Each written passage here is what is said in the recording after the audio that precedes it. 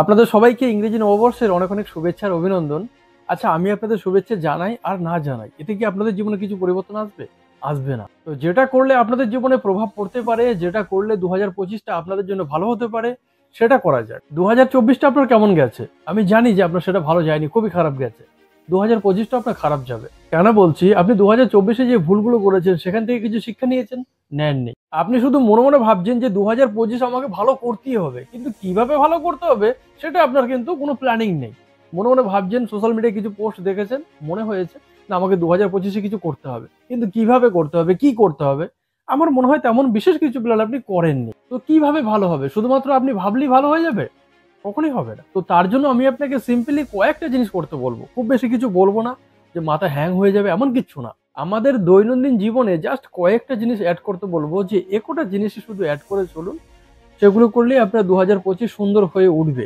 এক হচ্ছে নিজেকে যে কোনো কাজের সাথে ব্যস্ত রাখুন, তবে সেটা প্রেম ভালোবাসার সাথে না। আপনি যদি পড়াশোনার মধ্যে থাকেন, স্টুডেন্ট হয়ে থাকেন, তবে পড়াশোনার মধ্যে নিজেকে পুরোপুরি সঁপে দিন। আপনি যদি কোথাও কাজ শিখছেন, তো সেখানে সেইভাবেই কাজটা শিখুন, সেটা নিয়েই ব্যস্ত থাকুন। 2 নম্বর হচ্ছে কমসে কম প্রতিদিন 15 মিনিটের জন্য হলেও শরীর চর্চা করুন। আর আধা ঘন্টার জন্য মেডিটেশন অবশ্যই করুন, সেটা সকালে হোক, রাত্রে হোক, যখন আপনার টাইম হয় মেডিটেশন করুন। 3 নম্বর হচ্ছে যে কোনো কাজ করার আগে একটা প্ল্যানিং করুন। সেই কাজ সম্বন্ধে যাদের এক্সপিরিয়েন্স আছে আপনি তাদের সাথে আলাপ আলোচনা করতে পারেন, এবং শেষমেশ ডিসিশন আপনাকে নিতে হবে।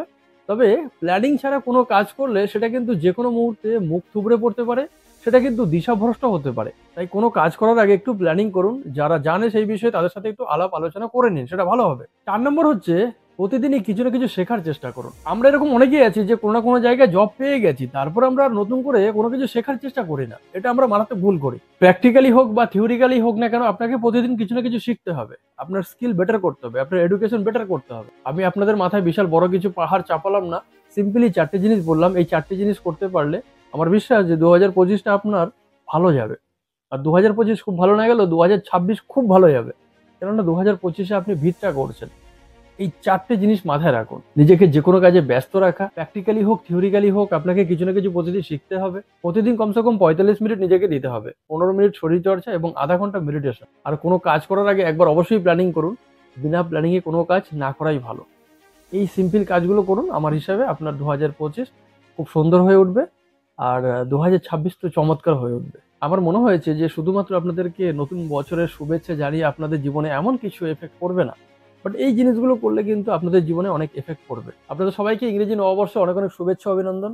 2025 আপনাদের অনেক স্বপ্ন পূরণের বছর হয়ে উঠুক, আপনাদের জীবনে অনেক সুখ স্বাচ্ছন্দ্য বয়ে নিয়ে আসুক। আমি ঈশ্বরের কাছে এটাই কামনা করি। ভালো থাকবেন সবাই। আপনার মনের আওয়াজ সবচাইতে দূরে যাবে, তার থেকে বেশি দূরে যাওয়ার মতন ক্ষমতা কেউ রাখে না।